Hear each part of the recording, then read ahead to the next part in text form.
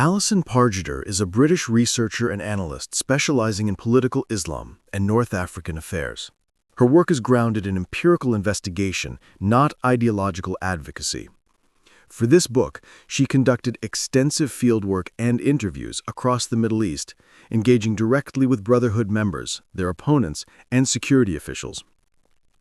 This methodology yields a narrative that is neither an apology nor condemnation, but a stark excavation of the movement's internal logic, contradictions, and fatal miscalculations.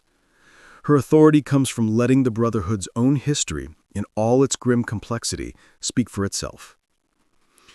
Pargeter's core, uncomfortable thesis is that the Muslim Brotherhood's greatest victory, achieving power in Egypt after the 2011 revolution, became the catalyst for its most catastrophic defeat, a defeat rooted in pathologies developed over 8 decades in opposition.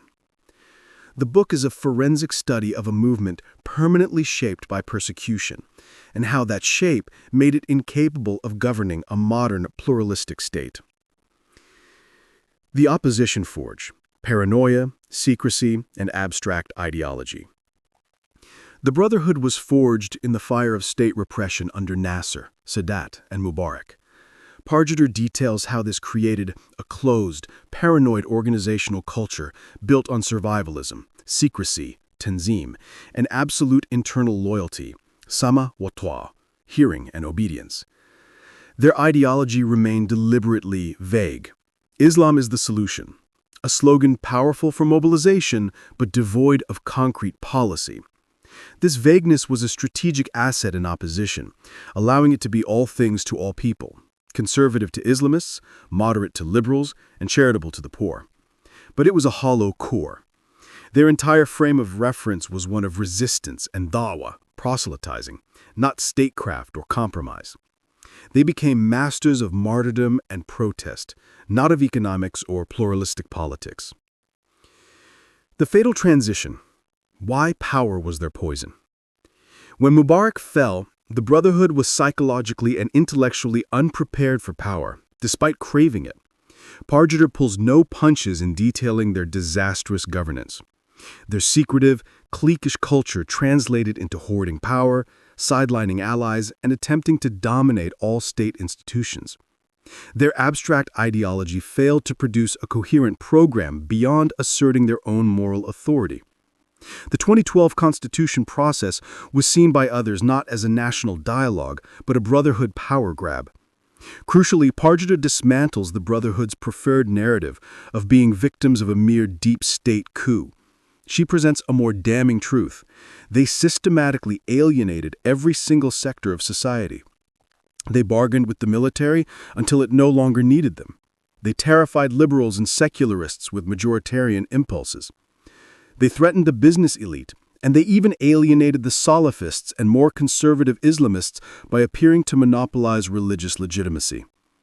By the time of the 2013 mass protests, the Brotherhood government under Mohamed Morsi had engineered its own isolation. The army's intervention was not the cause of their failure, but its final, brutal punctuation mark. The raw truth is in provocative conclusions. They were never moderate Islamist. Pargeter rejects the facile Western label of moderate Islamist. Their goal was always an Islamic state, but their method was gradualist. This is a tactical, not an ideological distinction. Their conservatism on social issues, their ambiguous stance on violence, rejecting it at home but supporting it in Palestine or against U.S. troops in Iraq, and their ultimate belief in their own divine mandate to rule made them fundamentally illiberal. The Brotherhood is the organization. The movement is not an idea. It is a rigid, hierarchical, and bureaucratic institution. Loyalty to the family trumped national interest or democratic principle. This explains their shockingly inept politics. They were conducting internal maneuvers, not national leadership. The cycle of victimhood.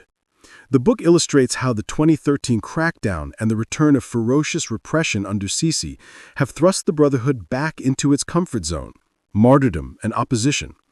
This completes a tragic cycle where state violence validates their persecution complex and reinforces their most insular survivalist traits: making any future evolution towards genuine pluralism even less likely. A regional paradox. Pargeter extends the analysis beyond Egypt, showing how the Brotherhood's branches, from Syria to Libya, are deeply shaped by their national context, yet share the same foundational DNA. Their fate in Egypt, victory leading to implosion, sent shockwaves throughout the entire network, demonstrating the profound dilemma of Islamist movements trying to transition from underground opposition to responsible governance. In the rawest terms, Pargeter's book depicts the Muslim Brotherhood not as heroes or demons, but a deeply flawed and human political entity. Its tragedy is that the very traits that ensured its survival across a century of persecution — secrecy, ideological flexibility, internal rigidity, and a martyr complex — are the exact traits that guaranteed its catastrophic failure when finally handed the keys to the state. The truth she presents is bleak. The Brotherhood is a consummate opposition movement that, in seeking power, ultimately proved itself to be its own worst enemy and paved the way for a repression more severe than any it had faced before.